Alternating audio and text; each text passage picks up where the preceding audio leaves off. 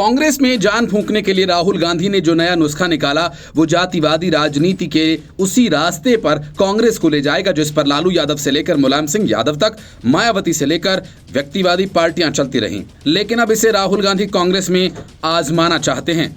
गुजरात में 2027 में विधानसभा चुनाव होने वाले हैं। राहुल गांधी को लगता है कि जातिवादी सियासत कांग्रेस में नई जान फूंक देगी और कांग्रेस को आसानी से सत्ता मिल जाएगी। लेकिन राहुल गांधी के इस प्लान से कांग्रेस में ही खलबली मच गई है। कई नेता राहुल गांधी की इस सियासत के खिलाफ खड़े हो गए। हालात ये हो गए कि अधिवेशन के दौरान ये नया प्लान सामने आते ही कई कांग्रेसी नेता हाल के बाहर निकल गए। उनका कहना था कि इसे अब और बर्दाश्त करना मुश्किल है क्योंकि ये प्लान बहुत ही निराशाजनक है। गुजरात में कांग्रेस के नए प्रस्ताव को लेकर नेताओं में असंतोष देखा गया।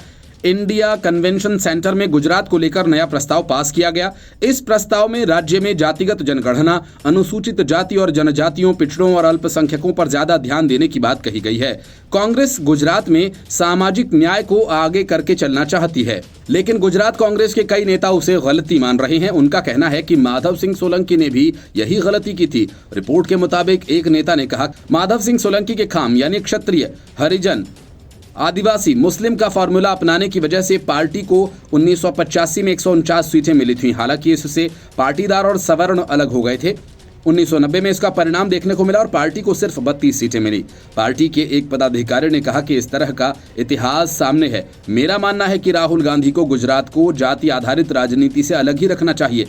सौराष्ट्र पाटीदार चेहरे परेश धनानी ने इस प्रस्ताव को पेश किया था। राहुल गांधी का मानना है कि इस फॉर्मूले से गुजरात में रिकवर करने में उन्हें काफी मदद मिलेगी।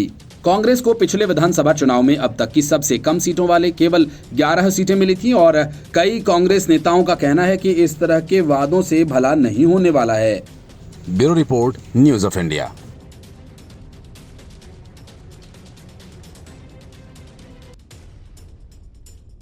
मनीष सिसोदिया और अरविंद केजरीवाल के चरण पड़ते ही पूरे पंजाब में उद्घाटन महोत्सव शुरू हो गया। अस्पताल से लेकर सड़कें, स्कूलों और शौचालयों तक हर किसी का जोर शोर से उद्घाटन किया जाने लगा। जिसे कुछ नहीं मिला उसने मामूली मरम्मत का भी उद्घाटन करवा डाला और अब सोशल मीडिया पर उसे प्रचारित किया जाने लगा है। ये सब ठीक वैसा ही है जैसे दिल्ली में केजरीवाल ने 10 साल तक सिर्फ अखबारी विज्ञापनों, होर्डिंग्स, पोस्टर्स और सोशल मीडिया के जरिए सरकार चलाई।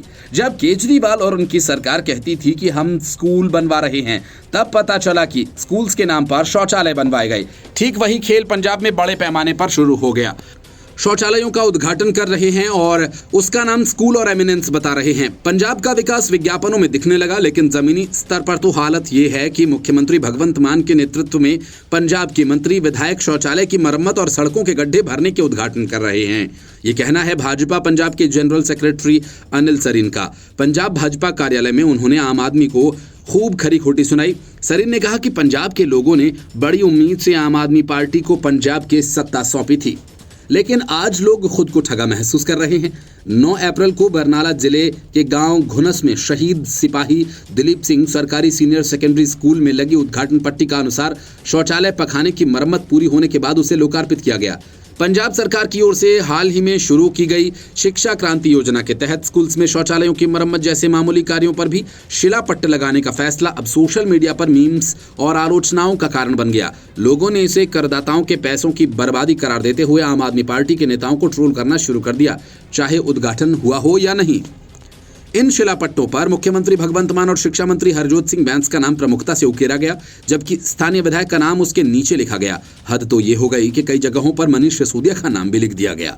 सोशल मीडिया पर 2 पट्टिकाएं वायरल हो रही हैं। एक बरनाला के शहीद सिपाही दिलीप सिंह सरकारी सीनियर सेकेंडरी स्कूल घुनास की, दूसरी फाजिल्का के सरकारी स्मार्ट स्कूल भंगू की। शिलापट्टों पर शौचालय मरम्मत जैसे छोटे कार्यों के लिए भी शिलान्यास और उद्घाटन का उल्लेख किया गया। सोशल मीडिया प्लेटफॉर्म एक्स पर एक यूजर ने सरकार की इस पहल को करदाताओं के पैसे की खुली बर्बादी बताया। उन्होंने लिखा कि विश्वास नहीं होता कि शौचालय मरम्मत के लिए भी विधायक नींव रख रहे हैं। इस पर प्रतिक्रिया देते हुए एक यूजर ने लिखा, हर बार वही मंत्री वही काम, हरजोत सिंह बैंस वाकई टॉयलेट किंग ऑफ पंजाब बनने की होड़ में है।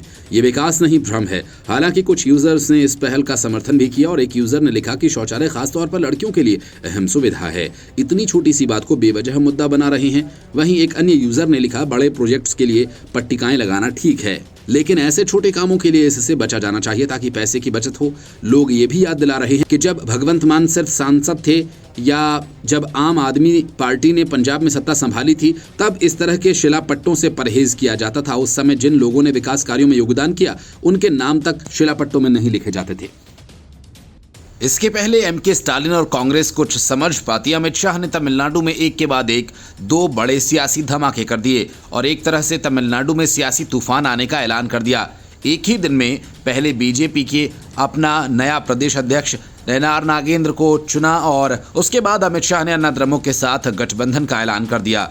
अब तक एमके स्टालिन तमिलनाडु में खुद को अजेय माने बैठे थे, लेकिन अमित शाह के इस सियासी स्ट्रोक से अब डीएमके का सिराज बिखरने लगा है। तमिलनाडु में अगले साल यानी 2026 में विधानसभा के चुनाव होने हैं।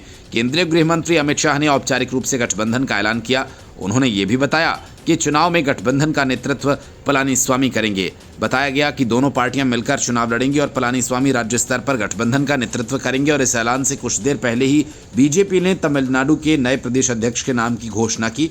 बीजेपी ने तमिलनाडु में नयनार नागेंद्र को राज्य की कमान सौंपी है। अमित शाह ने कहा कि अन्ना द्रमुक और बीजेपी नेताओं ने फैसला किया है कि अन्ना द्रमुक, बीजेपी और सभी सहयोगी दल तमिलनाडु में आगामी विधानसभा चुनाव एनडीए के रूप में एक साथ लड़ेंगे।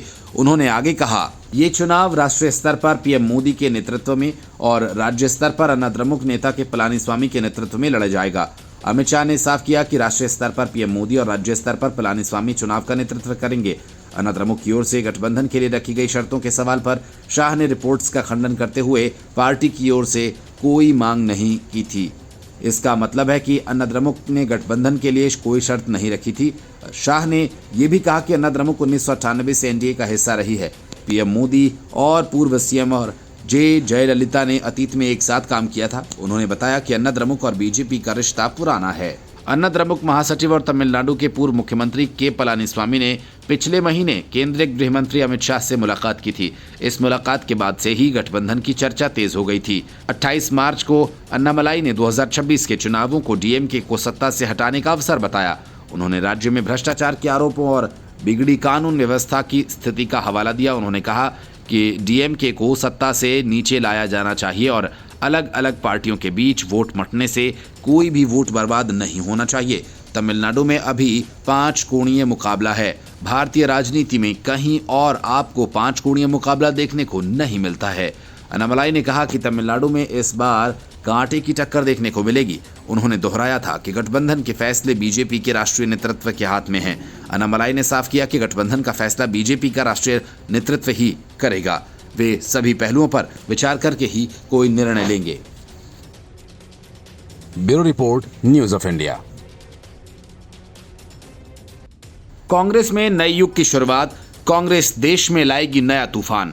अब कांग्रेस को रोकना मुश्किल होगा। अहमदाबाद अधिवेशन के खत्म होते होते कांग्रेस अपनी पीठ इन्हीं तरह की बातों से थपथपा रही है और कह रही है कि इस अधिवेशन ने पूरे कांग्रेस में एक नया जोश भर दिया। अब बीजेपी की सत्ता से विदाई तय है।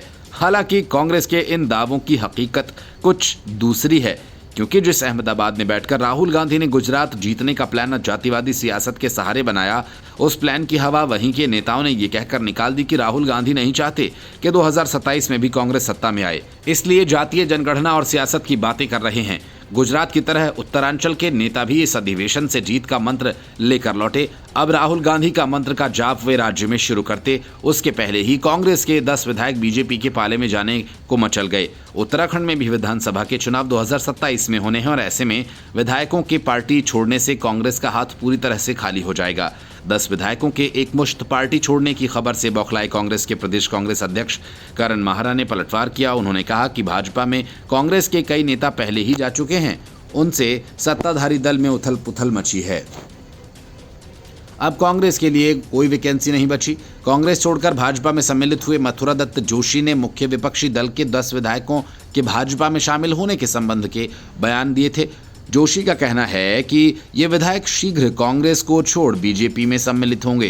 कांग्रेस के राष्ट्रीय अधिवेशन से एकजुटता का मंत्र लेकर उत्तराखंड लौटते ही कांग्रेस नेताओं में मथुरा दत्त जोशी के बयान ने चौंका दिया। प्रदेश में वर्ष 2027 में विधानसभा चुनाव होने हैं। कांग्रेस सत्ता में वापसी के लिए पूरा प्रयास कर रही है। राष्ट्रीय अधिवेशन में ऐसे प्रदेशों में पार्टी को मजबूत बनाने पर विशेष बल दिया गया, जहां विधानसभा चुनाव आने वाले वर्षों में तय है। जोशी के बयान को इसी से जोड़कर देखा जा रहा है। प्रदेश कांग्रेस अध्यक्ष करण माहरा ने मथुरा दत्त जोशी पर पलटवार करते हुए कहा कि जोशी से पहले कई वरिष्ठ नेता कांग्रेस छोड़ भाजपा में गए। इससे भाजपा के नेताओं में बेचैनी है। सत्ताधारी दल में उथल पुथल मची है।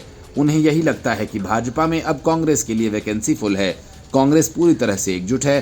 पार्टी विधायकों के कहीं जाने का कोई सवाल ही नहीं उठता। Bureau report, news of India. Punjab में सेक्स फॉर कैश स्कैंडल का मामला गहराता जा रहा है। इस मामले में पंजाब के सीनियर पुलिस अधिकारी बुरी तरह से फंसते दिख रहे हैं, लेकिन सूत्रों का कहना है उसके खिलाफ कार्यवाही करने से मान सरकार हिचक रही है। वजह ये कि उसे केजरीवाल के कहने पर लुधियाना में तैनात किया गया था और मनीष सिसोदिया का वो बेहद करीबी बताया जा रहा है। लेकिन इस मामले में सुप्रीम कोर्ट के वकील निखिल सराफ ने एक ईमेल भेजकर मुश्किल बढ़ा दी है। निखिल सराफ की ईमेल की शिकायत को भगवंत मान ने गृह मामलों और अन्य विभाग के प्रशासनिक सचिव को भेज दिया। सराफ ने कहा कि मुख्यमंत्री कार्यालय ने नोट की पुष्टि की है और इसे आगे की कार्यवाही के लिए गृह मामलों और न्याय विभाग के शासनिक सचिव को भेज दिया गया है। शिकायत पुलिस शिकायत प्राधिकरण को भी भेजी गई है और जिसने टेलीफोन पर रसीद की पुष्टि की है, उन्होंने पंजाब राज्य महिला आयोग को भी एक ईमेल भेजा है, लेकिन अभी तक वहां से कोई जवाब नहीं आया। सराफ ने 8 अप्रैल को ईमेल के जरिए अपनी शिकायतें तब भेजी जब सोशल मीडिया प्लेटफॉर्म पर एक ऑडियो रिकॉर्डिंग सामने आई, जिसमें अधिकारी को कथित तौर पर एक अज्ञात महिला के साथ यौन सेवाओं के लिए शर्तों पर बातचीत करते सुना जा सकता है। सराफ ने लिखा कि क्लिप ने हर भारतीय की अंतरात्मा को झकझोर दिया। सराफ के अनुसार रिकॉर्डिंग से पता चलता है कि एक सेवारत आईपीएस अधिकारी संगठित देह व्यापार में सक्रिय रूप से शामिल है और क्लिप में कथित बातचीत का विवरण एक लोक सेवक के आचरण के अनुरूप नहीं है और संभवतः यह आपराधिक प्रकृति का है। अपनी शिकायत में सराफ ने अधिकारी पर से स्कैंडल में शामिल होने, पद का दुरुपयोग करने और संगठित अपराध से संभावित संबंधों के आरोप लगाए। शिकायत में कई मुख्य मांगें शामिल हैं, जिससे ऑडियो क्लिप की प्रामाणिकता की पुष्टि करने के लिए तुरंत फॉरेंसिक जांच, इसमें शामिल सभी व्यक्तियों के लिए तत्काल गवाह सुरक्षा, आईपीएस अधिकारी की संपत्ति और वित्तीय लेन देन का विस्तृत फॉरेंसिक ऑडिट लागू करना और कानूनों के तहत एफआईआर दर्ज करना और 15 दिन के भीतर एक व्यापक जांच रिपोर्ट प्रस्तुत करना शामिल है। शिकायत में आरोप लगाया गया कि अधिकारी ने बड़ी रकम की पेशकश की, 3-4 घंटे के लिए लगभग 50,000 रुपए और 2 महिलाओं को शामिल करने के प्रस्ताव से रखे, जिससे दबाव, सार्वजनिक पद का दुरुपयोग और बेहिसाब वित्तीय संसाधनों तक पहुंच के सवाल उठे। सराफ ने जोर देकर कहा कि बातचीत का लहजा, परिचय और विषय वस्तु ये संकेत देती है कि ये कोई अकेली घटना नहीं। उन्होंने कदाचार के बड़े पैटर्न की चेतावनी भी दी। वकील ने पुलिस अधिकारी को एक बर्खास्त पुलिस कांस्टेबल से भी जोड़ा, जिसे पहले ड्रग मामले में गिरफ्तार किया गया था। सराफ ने लिखा कि आरोप है कि महिला और इस अधिकारी के बीच लगातार संबंध थे। उन्होंने कहा कि आरोपों की गंभीरता के बावजूद पुलिस ने अब तक कोई कार्यवाही नहीं की। उन्होंने संभावित संस्थागत मिली भगत पर भी चिंता व्यक्त की। साथ ही कहा कि निरंतर निष्क्रियता अधिकारी को जानबूझकर बचाने के प्रयास का संकेत देती है। लोकतांत्रिक सिद्धांतों को बरकरार रखने का आग्रह करते हुए सराफ ने शिकायत में कहा कि कार्यपालिका के किसी भी अंग द्वारा अनियंत्रित मनमानी और अपमानजनक कार्यवाही गतिशील लोकतंत्र के लिए सबसे खराब नुस्खा है। Bureau report, news of India.